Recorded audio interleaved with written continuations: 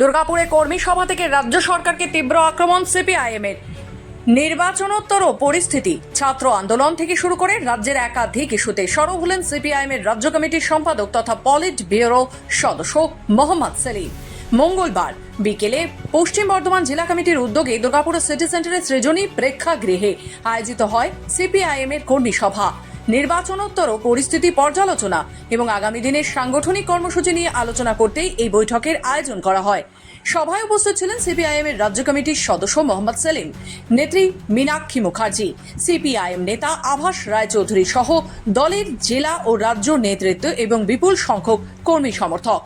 কর্মী সভা শেষে সাংবাদিকদের মুখোমুখি হয়ে রাজ্যের বিভিন্ন রাজনৈতিক ইস্যুতে সরব হন মোহাম্মদ সেলিম। রাজ্য সরকারের বিভিন্ন সিদ্ধান্ত, ছাত্র আন্দোলন এবং সাম্প্রতিক রাজনৈতিক পরিস্থিতি নিয়ে তিনি কড়া সমালোচনা করেন।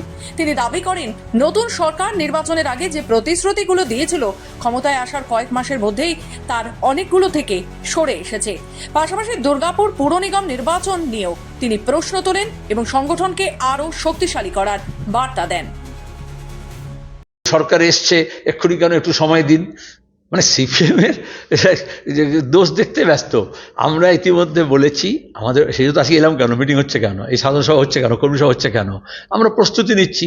কিন্তু যে তৃণমূল পঞ্চায়েত পুর ব্যবস্থাকে শেষ করেছিল লুট করে, বিজেপি এখন কিভাবে লুট করবে তার আগে ব্যবস্থা করছে, আগে লুটেরাদের জড়ো করছে, তৃণমূলের যারা লুটেরা ছিল তাদেরকে দলে নিচ্ছে, তারপরে ভোটের কথা ভাববে। কারণ ওদের তো তলায় সমর্থন নেই, ওপরে মোদি দেখিয়ে, তারপরে এসআইআর দেখিয়ে, তারপরে কেন্দ্রীয় বাহিনী দেখিয়ে আর মিথ্যা প্রলোভন দিয়ে ভোট করেছে। তারা তো সঙ্গে সঙ্গে ভোট চাইতো, এখন বলছে ডিলিমিটেশন করব, এখন বলছে এলাকা পুনর্বিন্যাস করা হবে, কিভাবে জেতা যায় তার মধ্যে জেরিমেন্ডারিং করব, যেটা আসামে ওরা করেছে। তো আমরা আমাদের প্রস্তুতি আমরা নিচ্ছি। আর যেদিন 4 তারিখে সরকার এসছে, সরকার তৈরি হয়নি, ভোটের রেজাল্ট বেরিয়েছে, যদি খবর রাখো, দুর্গাপুরের বাইরেও খবর দেখো, তাহলে 8 তারিখে কলকাতায় বামপন্থীরা মিছিল করেছে যখন বুল্ডোজার নিয়ে নেমেছিল। তারপরে যেখানেই বস্তি উচ্ছেদ হয়েছে, হকার উচ্ছেদ হয়েছে, রেল স্টেশনে হোক, রেল হকারদের হোক, সেখানে লাল ঝান্ডাই তো নেমেছে। বরঞ্চ তোমাদের মধ্যে কেউ কেউ বলছে সবে সরকার এলো, গুছিয়ে বসলো না, আপনারা কেন রাস্তায় নেমে গেছেন। আমরা রাস্তায় ছিলাম, আমরা রাস্তায় আছি। আমরা বলেছিলাম যে তৃণমূলের হয়ে এত মিডিয়া এত প্রচার করত, তারা যেরকম গলে গেল, সেরকম এখন বিজেপির জন্য মিডিয়া অন্তত গলে যাতে না যায়, আমরা তার জন্য প্রস্তুত আছি। আপনি কর্মী বৈঠক করতে আসছেন, এই দুর্গাপুরে বিশেষ করে পুরসভা নির্বাচন সামনে আসছে, আর এখন যা পরিস্থিতি, কংগ্রেস পার্টির চারদিকে রমরমা, কি বলবেন? প্রথমত, বিধানসভা নির্বাচনের পরে ভারতীয় জনতা পার্টি নির্বাচনের আগে যে সমস্ত প্রতিশ্রুতি দিয়েছিল সেগুলো ভুলে গেল। দুর্নীতি মুক্ত, ভয় মুক্ত সরকার করবে বলেছিল, ভরসাহীন ভয় আউট। যারা অন্নপূর্ণা যোজনা ভরসা করেছিল তারা দেখলো তাদের বিপদ। এখন বলছে রেশন কার্ড থেকেও নাম বাদ দিয়ে দেবে।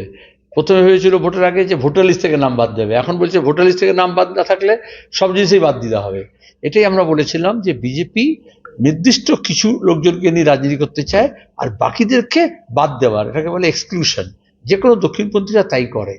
এর মধ্যে তৃণমূল যেটা করেছিল, আমাদের সঙ্গে আসো, আমাদের ঝান্ডা ধরো, আমাদের কথা বলো, আমাদের কিছু একটু করো, মিছিল মিটিংয়ে থাকো, তাহলে তুমি পাবে। ঘরের টাকা, 100 দিনের কাজের টাকা লুট হয়েছে। তৃণমূলকে সরিয়ে বিজেপি যখন এলো, আমরা বলেছিলাম আপদ গিয়েছে কিন্তু বিপদ বেড়েছে, অনেকে বিশ্বাস করেননি।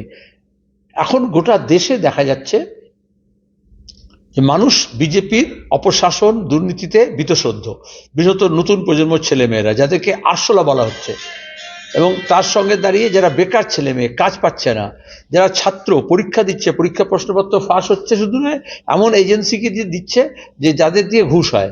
ইথানলে 20% ইথানল মিশিয়ে দিচ্ছে পেট্রোলে ডিজেলে, যাতে কম বিজেপি নেতাদের লাভ হয়। নিট পরীক্ষা, এনটিএ, যেটা টেস্টিং অথরিটি হলো আগে রাজ্যে রাজ্যে হতো, এখন গোটা দেশে হবে, এবং সেন্ট্রালাইজ করাপশন হয়ে গেল।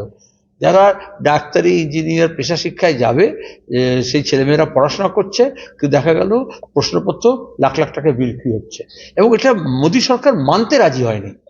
আমাদের রাজ্যের একজন নিসর্গ অধিকারী, উত্তরবঙ্গের ছেলে, আরও এরকম 17, 18, 19 বছরের ছেলেমেয়েরা কোনো সংবাদপত্র নয়, কোনো পত্রিকা নয়, কোনো টেলিভিশন চ্যানেল নয়, কেউ রিপোর্টই করেনি সিবিএসই কেলেঙ্কারি নিয়ে। তরুণ ছেলেমেয়েরা কম্পিউটার ব্যবহার করে, আইটি ব্যবহার করে সমস্ত কিছু খোঁজ নিয়ে তারপর একেবারে মোদী সরকারের মুখে গোবর লেপে দিয়েছে। তাও এই কেলেঙ্কারি নিয়ে যে মোদী পরীক্ষা নিয়ে চর্চা বলে, পরীক্ষা পে চর্চা, সে কিন্তু প্রশ্নপত্র ফাঁস নিয়ে এবং কেলেঙ্কারি নিয়ে, দুর্নীতি নিয়ে একটা কথা বললেন না। ককরোচ জনতা পার্টি কেন ককরোচ হলো? অমিত শাহ কখনো বলছে যে এরা হচ্ছে টার্মাইটস, উইপোকা, একেবারে ফাসিস্টরা যেরকম বলে।